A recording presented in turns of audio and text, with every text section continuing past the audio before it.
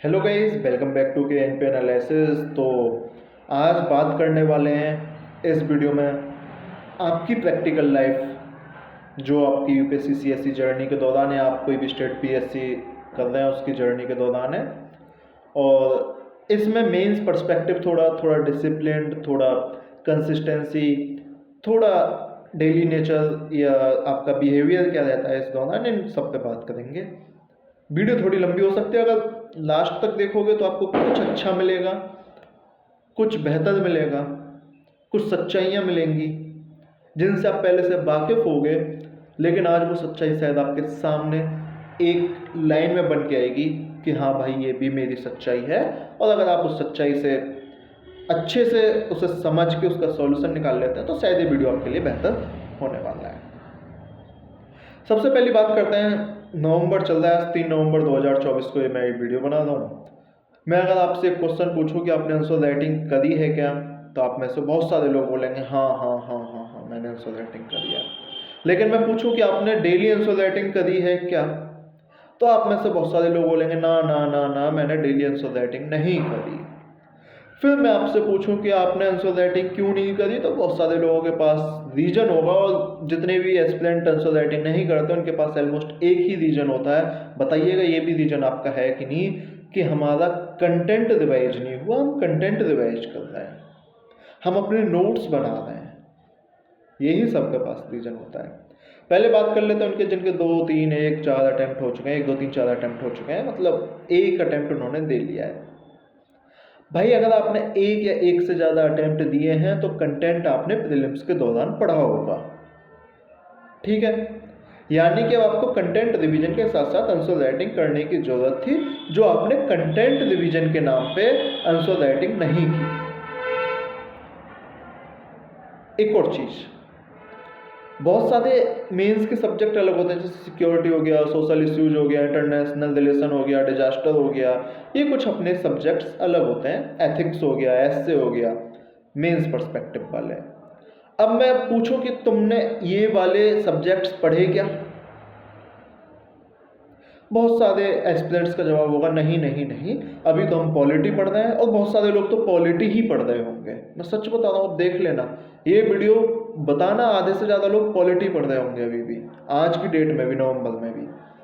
कुछ हिस्ट्री और कुछ ज्योग्राफी और कुछ इकोनॉमी और कुछ एनवायरनमेंट पे अटके पड़े होंगे। इसके अलावा मेंस के सब्जेक्ट उन्होंने उठा के भी नहीं दे। अगर मैं पूछूं आपने कितने एस्से लिखे हैं, बताओ, चलो मेंस आंसर राइटिंग पर्सपेक्टिव से आपने कितने एस्सेज लिखे हैं। ऐसे में भी भाई हमारे पास कंटेंट नहीं, ऐसे कहाँ से लिखें। अगर मैं पूछूं आपने एथिक्स रिवाइज कर ली क्या, आपने एथिक्स के 2 3 बार आंसर राइटिंग कर ली क्या, बोलो भाई हमारी जीएस की ना हुई तो एथिक्स की बात कर रहा है यार, नहीं हुई ना। आधे लोग बोलेंगे कि हम ऑप्शनल कर रहे हैं जी, है ना, हमने ऑप्शनल को दिए 3 4 महीने, अब जीएस की आंसर राइटिंग अब करेंगे। ये भी बहुत सारे लोगों के पास अच्छे अच्छे रीजन्स होंगे। मैं ये नहीं कहता कि अभी 2 महीने बहुत कुछ हो सकता है, लेकिन ये वीडियो उनके लिए भी है जिन्होंने एक अटेम्प्ट दे लिया, जिनके पास पिछली साल भी थी 2 अटेम्प्ट दे लिए, 2 साल थी, 3 अटेम्प्ट दे लिए 3 साल थी, ठीक है। ये वीडियो उनके लिए भी है। भाई एक चीज़ बताओ, ना आपने मेंस के सब्जेक्ट पढ़े, ना आपने डेली आंसर राइटिंग करी, ना आपने एथिक्स करा, ना आपने एस्से करा, तो एक बात बताओ, तुम ऐसे कोई प्रधानमंत्री लग रहे हो हैं कि जो यूपीएससी वाले आएंगे बोलेंगे भाई साहब चलो वो नौकरी खाली पड़ी है, तुम्हारी बहुत ज़रूरत थी, हैं तुम्हारे बिना देश न चलेगा, कि तुम्हारे बिना जो भी काम ना होंगे ब्यूरोक्रेसी के। बताओ ज़रा सोच समझ के। भाई तुम इंटेलेक्चुअल इंटेलिजेंट हो, ये अपने दिमाग में ही जब तक ही तो हो जब तक तुम खुद को इंटेलिजेंट मान रहे हो। तुम्हें तो लग रहा है कि मैं ये कर लूँगा, मैं इतना डिसिप्लिन हूँ, मैं इतना कंसिस्टेंट हूँ, और ये और वो हैं। लेकिन जब तुम रिजल्ट नहीं दे पा रहे, जब तुम अपनी यूपीएससी प्रिपरेशन के दौरान कंसिस्टेंट नहीं हो पा रहे, जब तुम डिसिप्लिन नहीं हो पा रहे, तो तुम काहे के इंटेलिजेंट हो। तुम्हें यही नहीं पता कि लाइफ में डिसिप्लिन का महत्व क्या है। पहला पॉइंट। दूसरा पॉइंट, आंसर राइटिंग ना करने के बहाने, एक तो ये हो गया कंटेंट नहीं था, दूसरे आंसर राइटिंग ना करने के बहाने बताता हूँ। बहुत सारे लोग आपने कहते हुए सुने होंगे, वो ना टेलीग्राम सोशल मीडिया पे जाके सर्च करते हैं डेली आंसर राइटिंग ग्रुप, आपने भी कभी सर्च किया होगा।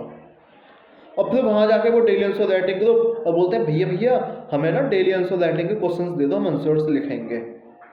या एक दिन अपना जोश जोश में जिस दिन होते हैं आंसर्स पोस्ट कर देते हैं जाके, उनका आंसर रिव्यू नहीं होता, फिर वो अगले दिन से लिखना बंद कर देते हैं। और बहाना क्या होता है, हमारा आंसर कोई रिव्यू नहीं करता जी। ये बहाना होता है ना कि हमारा आंसर हम लिख तो लें लेकिन हमारा आंसर रिव्यू कौन करेगा, हमारे पास तो पैसे नहीं है बैच लेने के कि कोई हमारा आंसर ठीक कर सके, करेक्ट कर सके। ये बहाना दूसरा बहाना है। अब इसकी बात सुन लो, तुमने पहले दिन आंसर लिखा, उस ग्रुप में हो सकता है अच्छे बच्चे हों, अच्छे एस्पिरेंट्स हों जो आपका आंसर्स रिव्यू कर सकें। अब एक चीज़ बताओ, उन्होंने लिखे हैं 100 दिन आंसर्स, समझ दो है ना, 100 दिन लगातार एक दिन में 5-5, 6-6 क्वेश्चन, वो 600-700 आंसर्स लिख के आ चुके हैं। तुमने अभी पहले दिन होशियारी दिखाई है, तो पहले दिन तुम्हारा आंसर ऐसा तो है नहीं कि वो जिसने 100 दिन लिखा है तुम्हारे आंसर से ना उसे कीवर्ड मिलने वाला, ना तुम्हारे क्वेश्चन से उसे आंसर से स्ट्रक्चर मिलने वाला, ना तुम्हारे आंसर से उसे इंट्रो मिलने वाला, ना तुम्हारे आंसर से उसे कंक्लूजन मिलने वाला। तुम्हारा आंसर क्यों रिव्यू करेगा वो, सोच के बताओ। तुम्हारा पैसा थोड़े ना लिखाया उसने जो तुम्हारा आंसर रिव्यू करे। लेकिन अब वो करेगा क्यों? अगर मान लो आप कोई आंसर 10, 15, 20 दिन के लिखने के बाद लगातार ग्रुप में पोस्ट करो, लगातार पोस्ट करो, एक तो सामने वाले के दिमाग में है कि बंदा कंसिस्टेंट है, आप कुछ तो अच्छा लिखोगे उसमें 20 दिन बाद, कुछ तो कीवर्ड्स, कुछ तो नॉलेज आपकी वहाँ आंसर राइटिंग स्किल में जाएगी। अब जब वो 20 दिन बाद, यानी कि आपको भी 20 दिन का एक्सपीरियंस है, अगर उसे 100 दिन का है तो आपको 20 दिन का, हालांकि आप बोलोगे कि उसे 120 दिन का हो गया, लेकिन आपको भी 20 दिन का एक्सपीरियंस हो गया। अब उसे आपके आंसर से हो सकता है आप किसी टॉपर्स कॉपी से पढ़ के अच्छा इंट्रो डाल दो, हो सकता है आप कोई अच्छा डायग्राम डाल दो, हो सकता है कोई आप अच्छा कीवर्ड डाल दो, वो काम है वो आप कर सकते हो 20-25 दिन बाद बहुत बेहतर तरीके से। तो अब वो आपका आंसर पढ़ेगा, आपके आंसर से कुछ बेनिफिट लेगा और आप भी उसका आंसर अब रिव्यू करने की हालत में रहोगे कि भाई, क्योंकि दूसरे के आंसर्स में ना रिव्यू करना आसान होता है। मैं सच बता रहा हूँ, अपना आंसर जब लिखने के बाद 2 मिनट तक तो ऐसा लगता है कि दुनिया में इतना टॉप आंसर तो कोई लिखेगा ही नहीं, टॉपर आ जाए। मैं CSC टॉपर रैंक 1 बनने वाला हूँ इस बार अपनी आंसर राइटिंग स्किल देख के। वो तो जो सामने वाला गलती बताता है ना, जब पता पड़ती है अपनी औकात कि इतना खराब लिखा था, समझते हो? तो ये चीज़ें मैटर करती हैं, है ना। और अगर इसके बाद की बात करूँ तो आंसर राइटिंग स्किल लगातार लिखो, कंसिस्टेंट लिखो, डिसिप्लिन लिखो, जब जाके तुम्हारा आंसर रिव्यू होगा। अब 20 दिन लिखो तो सही लगातार, फिर बताओ आंसर रिव्यू नहीं होता, 20 दिन बाद आप खुद अपना आंसर रिव्यू करने लग जाओगे। तो एक पॉइंट ये होता है, आंसर राइटिंग ना करने का बहाना मैं बता रहा हूँ। कंटेंट रिवीजन हो गया, कोई आंसर रिव्यू नहीं करना, ये आंसर राइटिंग करने का बहाना हो गया। तीसरा आंसर राइटिंग ना करने का बहाना, मेंस की सब्जेक्ट इग्नोर मारते हो। ठीक है, मेंस की सब्जेक्ट यानी कि जैसे सोशल इश्यू, इंटरनेशनल रिलेशन, जो भी बताए सारे, डिजास्टर मैनेजमेंट, एथिक्स वगैरह, ये हम इग्नोर मारते हैं और सोचते हैं कि 3 महीने में कर लेंगे। याद, अगर आप इन सब्जेक्ट को कर लोगे ना, तो आप जो एक इंटरलिंकिंग होती है सब्जेक्ट्स की, पॉलिटी में आप सोशल इश्यूज ला दो, सोशल इश्यूज में आप पॉलिटी ला दो, पॉलिटी में इकोनॉमी ला दो, इकोनॉमी में सिक्योरिटी ला दो, जो जितनी भी इंटरलिंकिंग है सारे सब्जेक्ट्स की, ये आप बेहतर डेवलप कर पाओगे। और आंसर आपका जब भी बेहतर होगा जब आप दुनिया भर से इंटरलिंकिंग कर पाओगे। और ये इंटरलिंकिंग आप जब ही कर सकते हो जो आपने मेंस वाले सब्जेक्ट भी पढ़े हों साथ साथ में। 3-3 दिन, 4-4 दिन के सब्जेक्ट होते हैं ये, और हमने पढ़े ही नहीं होते। आधे एस्पिरेंट अभी ऐसे होंगे जिन्होंने एथिक्स एक बार कंप्लीट नहीं करी होगी, मैं बता रहा हूँ, आंसर राइटिंग के साथ। और तुम उम्मीद करते यार तुम्हारा ऑप्शनल नहीं, तुम्हारा मेंस निकल जाए। हाँ, एक और आंसर राइटिंग न करने का बहाना, बहुत सारे लोग हम में से ऑप्शनल का बहाना लेके बैठे हैं। सर 4 महीने से ऑप्शनल करते हैं, ऑप्शनल ही खत्म नहीं होगा। बे ऑप्शनल हुआ, द्रौपदी का चीज हुआ। ऑप्शनल सब्जेक्ट इंपॉर्टेंट है मेंस में, मैं ये मानता हूँ, लेकिन आप ये भी मानो, ऑप्शनल सब्जेक्ट अगर आपको लिस्ट में अंदर कर रहा है तो GS आपकी रैंक बना के दे रहा है। बहुत सारे लोग बोलेंगे सर GS में नंबर सबके लगभग सेम आते हैं। सबके लगभग सेम नहीं आते, वो जो 2-2, 3-3, 4-4 नंबर का डिफरेंस होता है ना, वो आपकी रैंक बना रहा होता है। समझो। ऑप्शनल में तो यह है कि अगर आपका ऑप्शनल खराब है आप एकदम बाहर हो जाओगे लिस्ट से, ऑप्शनल अच्छा है लिस्ट में अंदर हो जाओगे। ऑप्शनल का तो सीधा सीधा फंडा है ना, ऑप्शनल या तो डुबाएगा या आपको लिस्ट में अंदर भेज देगा। लेकिन जीएस का सीधा सीधा फंडा यह है कि आपको एक एक दो दो तीन तीन चार चार नंबर की वैल्यू समझ आनी चाहिए कि नंबर्स कैसे गेन करने होते हैं। वो वैल्यू आपको आंसर राइटिंग स्किल से समझ आएगी, और हम आंसर राइटिंग कर नहीं रहे, हमें वैल्यू समझ आएगी नहीं। ऑप्शनल में भी आपकी जीएस के आंसर राइटिंग हेल्प करेगी चाहे कुछ भी हो। एक और दिक्कत बताऊं, हम में से बहुत सारे लोग क्या करते हैं, अब 3 महीने ऑप्शनल आंसर राइटिंग कर लेंगे, फिर 2 महीने जीएस करेंगे, फिर उस टाइम ऑप्शनल नहीं छुएंगे, या पिछले 3 महीने हमने जीएस नहीं छुई, यही करते हो ना बहुत सारे। भाई पता है इसका एक नेगेटिव क्या है, जो आप ऑप्शनल कर रहे होते हो ना और आप जीएस नहीं कर रहे, तो आपका दिमाग खाली एक आंसर राइटिंग पर्सपेक्टिव से चलता है कि यार ऑप्शनल का आंसर ऐसे लिखना होता है, उसके स्ट्रक्चर पे चलता है। लेकिन जब आप जीएस करते हो तो ऑप्शनल नहीं करते, तो आपका दिमाग जीएस वाले स्ट्रक्चर पे चलता है। अब सोचो पेपर है आपके 10 दिन में, सारे 10 दिन के अंदर सारे पेपर होने हैं भाई, उस टाइम आपको दिमाग दोनों पर्सपेक्टिव से चलाना है। 7 दिन बाद आपको ऑप्शनल भी लिखना है मेंस के जीएस के पेपर्स के बाद, तो अगर आप दोनों की साथ साथ आंसर राइटिंग करोगे तो आपको पता होगा दोनों में स्ट्रक्चर डिफरेंशिएशन क्या है, ये चीज़ समझो, ठीक है। ये पॉइंट अपने दिमाग में रखो। एक और लास्ट, आंसर राइटिंग ना करने का बहाना, यार मुझे ना क्वेश्चंस नहीं मिलते, मैं आंसर राइटिंग कौन से क्वेश्चंस की करूँ। बोलो कितनों के पास ये बहाना है ना हमारे पास ये बहाना कि यार हमें तो क्वेश्चंस ही नहीं मिलते, आंसर राइटिंग किसकी कर लें हम। भाई एक बात बताओ, जो मेंस के पीवाईक्यू हुए हैं वो रसिया यूक्रेन युद्ध में मारे गए क्या? अरे जिंदे हैं ना वो पीवाईक्यू अभी। भाई तो उन पिछले 3-4 साल के पीवाईक्यू की आंसर राइटिंग करो पहले, मैं तो कहता हूँ 5 साल कर लो, मैक्सिमम कर सको, अच्छी बात है। फिर दृष्टि हो गई, ओनली आईएएस हो गई, ये ऐसी बहुत सारी वेबसाइट हैं जो डेली आंसर राइटिंग प्रोग्राम के फ्री क्वेश्चंस देती हैं, वहाँ से कर लो।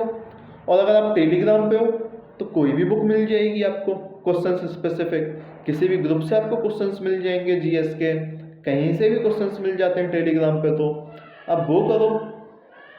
किसी ने कोर्स ले रखा होता है, सब कोर्स, जैसे ओनली आईएएस का एक सृजन कोर्स है, वो टेलीग्राम पे अवेलेबल होगा कहीं फ्री में, देखो जुगाड़ पानी, 4-5 हज़ार रुपये का कोर्स था शायद पिछली बार, रिमोट नहीं कर रहा, ओनली आईएएस वालों पैसे देते ना मुझे, चलो ठीक है, तो वो कोर्स देख लो यार।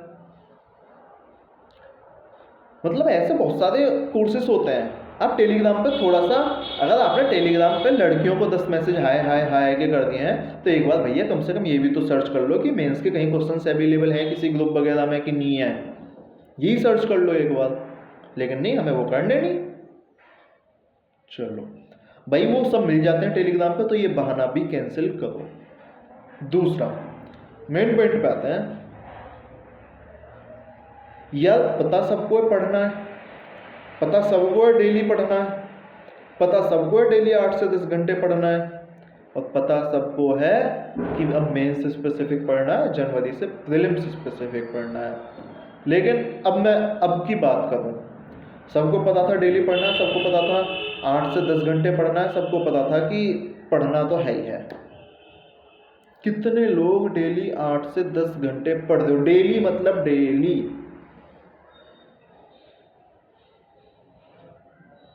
नहीं पढ़ रहे ना, नहीं पढ़ते डेली, क्यों? बहाने, मेरा भी इंक्लूडिंग मी। अगर मैं तुम्हारी बात कर रहा हूँ तो अपनी बात कर रहा हूँ, ये सोच लेना, बाद में सुनाना मत मुझे यार, है ना। हम नहीं पढ़ रहे, और ना पढ़ने का पता है एक रीजन, शायद मैं अपनी पिछली वीडियो में ही बोला था, मोबाइल जो आपके हाथ में है। और इसमें भी ना पढ़ने का रीजन पता है, आपके app, YouTube, Insta, social media की बहुत सारी साइट्स। और इसमें भी ना पढ़ने का रीजन पता है, आपने सबकी यूट्यूब की हिस्ट्री ओपन कर रखी होगी, तो आपको एक एक वीडियो दिख जाती है, इंस्टा पे आप रील्स देखने लग जाते हो। और इसके अलावा भी ना पढ़ने का रीजन पता है, क्योंकि आपके पास कोई डेली टारगेट है ही नहीं कि आज हमें ये चीज़ ख़त्म करनी थी। है आपके पास डेली टारगेट?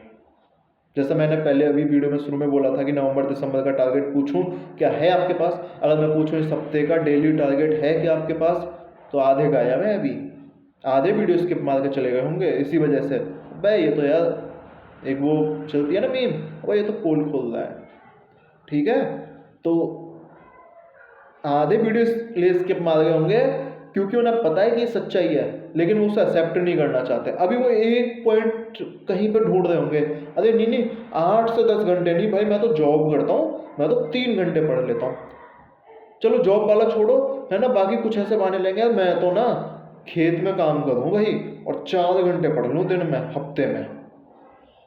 भाई एक बात तो मैं ये नहीं कह रहा कि इस जगह काम करना बेकार, उस जगह काम करना बेकार। तुम क्या कर रहे हो, पर्सनल लाइफ सबकी बहुत अलग अलग है। मैं भी कहीं बिजी हूँगा, आप भी कहीं बिजी होगे, मैं पर्सनल लाइफ पे नहीं जा रहा, लेकिन मैं एक सच्चाई पे जा रहा हूँ। जब आप यूपीएससी के प्रीलिम्स में या मेंस एग्जाम में बैठोगे तो क्या वो आपसे ये पूछेंगे कि भाई आप पर्सनल लाइफ के आधार पे आपको हम नंबर देने वाले हैं, मुझे ये बता दो। तो मैं बार बार एक चीज कहता हूँ, जब सामने वाला बंदा तुमसे ज्यादा पढ़ रहा है तो तुम्हें उस लेवल तक पढ़ना होगा, तुम्हें मशीन बनना होगा। अगर तुम मशीन नहीं बनोगे तो फिर तुम मशीनें चला भी नहीं पाओगे, मशीनरी को चला भी नहीं पाओगे, एग्जीक्यूटिव मशीनरी, ब्यूरोक्रेसी। समझो इस चीज को। और ये मेहनत सेल्फ डिसिप्लिन से आएगी। जब तुम्हारे पास डेली टारगेट होगा ना 8 घंटे का कि भाई मैं 8 घंटे में आज ये सब्जेक्ट निपटाऊंगा, इतने आंसर्स लिखूंगा, इतने ऑप्शनल के आंसर्स लिखूंगा, इतने अगर दिल से स्पेसिफिक ज़्यादा हो तो इतने एमसीक्यू सॉल्व करूंगा, ये करने वाला है मुझे। भाई आपकी लाइफ ना इंस्टा यूट्यूब 1-2 दिन की मोहब्बत रहेगी, इनसे हट जाओगे इन चीज़ों से खुद ही जब टारगेट दिमाग में होगा। मैंने वीडियो बनाई है 8 आवर्स टारगेट वाली, देखना उस वीडियो को, बहुत अच्छी अच्छी बातें करी है मैंने। बातें तो मैं बहुत अच्छी करता हूँ, तो कोई सुनने वाला तो हो। चलो ये वीडियो देखोगे आप तो डिसिप्लिन भाई रहो, तुमसे कोई कहने नहीं आएगा। और डिसिप्लिन ना होने के पता एक बहाना होता है, सुबह तुम्हें कोई एक रील दिख गई, तुमने सुबह यूट्यूब पे कोई एक वीडियो देख ली, उससे ही पूरा दिन दिमाग खराब हो जाता है, ये दिमाग में कुछ और चलने लगता है ना। देख ली कोई एक रील देख ली कि तुम मिले तो सही, है ना, अब तुम दूसरी गलियों में जाने लगे हो, है ना, लगता है किसी और गली में जाने लगे हो, हमसे नजरें चुराने लगे हो, तुम्हारा दिमाग वहीं पे खराब हो जाएगा। तुम 4 के चेहरों को याद कर लोगे, हाँ रील तो सही है। अब उन 4 चेहरों के चक्कर में तुम्हारा अपना चेहरा थोबड़ा बिगड़ गया, समझते हो, मतलब सॉरी, लेकिन ये सच्चाई है भाई, ठीक है। वो 4 चेहरे आपके लिए मायने रखते हो ना रखते हो मुझे मतलब नहीं, लेकिन आपका चेहरा आपके लिए मायने रखता है। वो चेहरा ये है कि अगर आप शीशे के सामने खड़े हो तो खुद से अगर कह पाओ कि भाई मैंने अपनी प्रिपरेशन के दौरान 100% दिया है, तो वैल्यूएबल है आपका चेहरा, वरना नहीं। एक और क्वेश्चन अगर मैं अभी तुम में से पूछूं, क्या आप में जितना पोटेंशियल है, सोचो आप जितना 10th में पढ़ते थे, 12th में पढ़ते थे, या आपने जितना कभी पहले एक टाइम में कोई एग्जाम फोड़ा है, आप में जितना पोटेंशियल है, क्या आप उस पोटेंशियल को आज यूज कर पा रहे हो? क्या आप आज उस पोटेंशियल से पढ़ रहे हो? मैं कह रहा हूँ अगर आप आज उस पोटेंशियल से पढ़ लो तो 1 साल न लगे यूपीएससी क्वालिफाई करने में, सीएससी क्वालिफाई करने में, कोई स्टेट पीएससी क्वालिफाई करने में, लेकिन हम उस पोटेंशियल से पढ़ नहीं रहे। सच बात है, झूठ बात है, नहीं पढ़ रहे हैं ना हम में से बहुत सारे लोग उस पोटेंशियल से। और रीजन इसका यही है क्योंकि हमें ओवर कॉन्फिडेंस है, क्योंकि हमें लगता है हम कर लेंगे, क्योंकि हमें लगता है ये तो हमारे बाएं हाथ का खेल है, आज नहीं कल कर लेंगे, और ये कल वाला सीन जो है वो कल ही हो जाता है, ये सारा सीन बिगाड़ रहा है। इसीलिए दोबारा बोल रहा हूँ, सेल्फ डिसिप्लिन दो, अपने टारगेट बनाओ, डेली टारगेट, वीकली टारगेट आपके सामने होने चाहिए, मंथली टारगेट आपके सामने होने चाहिए, और उन टारगेट को अचीव करो। डेली कहीं ना कहीं आप एक चीज़, एक कॉपी, एक डायरी, कुछ भी बना लो कि मैंने आज का टारगेट अचीव किया नहीं किया, इतने घंटे पढ़ाई करी, इतने घंटे पढ़ाई नहीं करी। आपकी लाइफ बहुत ज़्यादा सेट होने वाली है इस जर्नी के दौरान। एक और चीज़ लास्ट में, बहुत सारे डिस्ट्रक्शन होते हैं हमारी लाइफ में, समझते हो नहीं समझते? डिस्ट्रक्शन के नाम पे तुम बहुत जल्दी समझ जाते हो। चलो कुछ भी हो सकते हैं वो, आपकी रिलेशनशिप, आपके फैमिली, आपके पड़ोसी, आपके दोस्त, जो भी है आपका, एनीबॉडी XYZ, आपकी कोई एक बुरी आदत, हाँ एक, चलो डिस्ट्रक्शन पे नहीं, एक बुरी आदत पे बात कर लेते हैं। आप में से बहुत सारे लोगों को कोई ना कोई एक बुरी आदत होगी जो आपकी जर्नी के दौरान आपके सामने आ रही होगी, और आप उस आदत को छुटा नहीं पा रहे और इस जर्नी में आगे नहीं बढ़ पा रहे। और बुरी आदत कुछ भी हो सकती है, शायद मैंने इसके बारे में पहले भी बात करी, लेकिन आज और बात करने वाला हूँ। कुछ भी मतलब, ठीक है। आप डिसिप्लिन, कंसिस्टेंट, ये जितना भी मैंने पीछे ज्ञान दिया है ना, इससे ज़्यादा ज़रूरी है कि वो जो एक बुरी आदत है, आप पहले उस पर काम करो। आप पीछे के 1 महीने पढ़ लो, वो बुरी आदत छुटा के 10 महीने पढ़ लेना, बराबर पढ़ पाओगे। तो आपकी कोई भी बुरी आदत हो सकती है, मतलब जहाँ तक आप जितना गंदे से गंदा सोच सकते हो, जितना अच्छे से अच्छा सोच सकते हो, वो वाली बुरी आदत कोई सी भी, मतलब फ़ोन चलाना है, नहीं बड़े है ना भाई। बुरी आदत ना, आपकी एक बैड हैबिट आपकी लाइफ को बर्बाद कर देगी। और ये बैड हैबिट कुछ ही दिनों की है, मैं ये भी बता रहा हूँ, कुछ ही दिनों की है। या तो बैड हैबिट कुछ दिन की रहेगी, या आप कुछ दिन के रहोगे, फिर समझो। ये बैड हैबिट अगर आपने कुछ दिनों में नहीं छुटाई, जल्दी से जल्दी, एक टाइम बाद बैड हैबिट तो चली जाएगी, लेकिन इसके हुए नुकसान जो लाइफ में अब आप कर रहे हो अपना, वो आगे नुकसान रिकवर नहीं कर पाओगे। ये सच्चाई है, समझो मेरे भाई, समझो। और उनकी बहनों समझो, भाइयों की बहनों।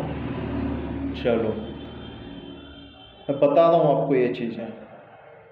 अगर आपकी कोई बुरी आदत जो आपको लगता है कि भाई मेरी जर्नी के दौरान ये बुरी आदत मुझे दिक्कत दे रही है, तो पहले 7, 8, 10 दिन आप वो चीज़ें करना बंद करो, मोबाइल चलाना बंद करो, जो भी आपकी एक बुरी आदत है आप उसे ख़त्म करो।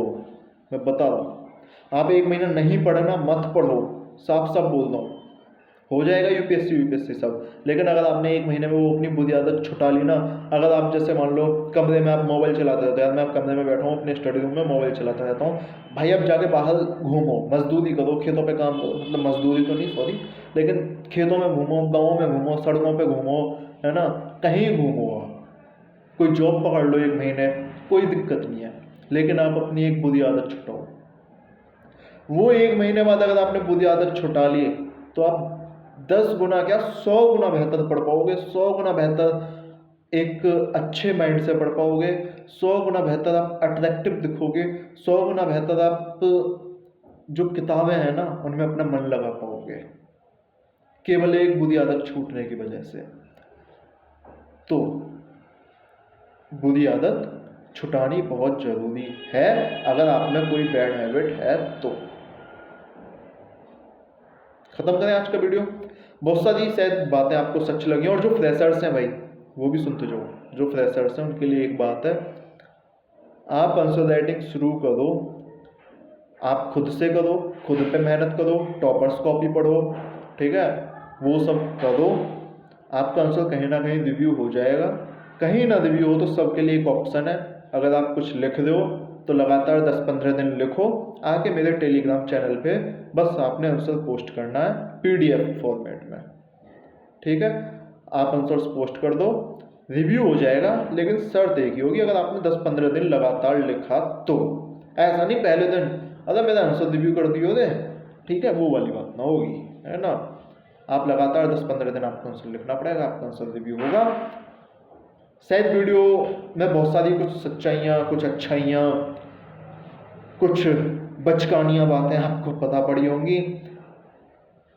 वीडियो थी, दिल की थी, पता नहीं मैंने इतनी देर में क्या बोला, लेकिन बहुत कुछ ऐसा बोला होगा जो आपने एक्सपीरियंस किया होगा अपनी लाइफ के दौरान, जो आपने अपनी यूपीएससी जर्नी के दौरान महसूस किया होगा, जो आप इस समय फेस कर रहे होगे, कठिनाइयाँ, अच्छाइयाँ, बुराइयाँ, जो भी चीज़ें आप इस समय झेल रहे होगे, ठीक है, तो वो सारी चीज़ें आप देख रहे होगे और सारी चीज़ें फेस कर रहे होगे।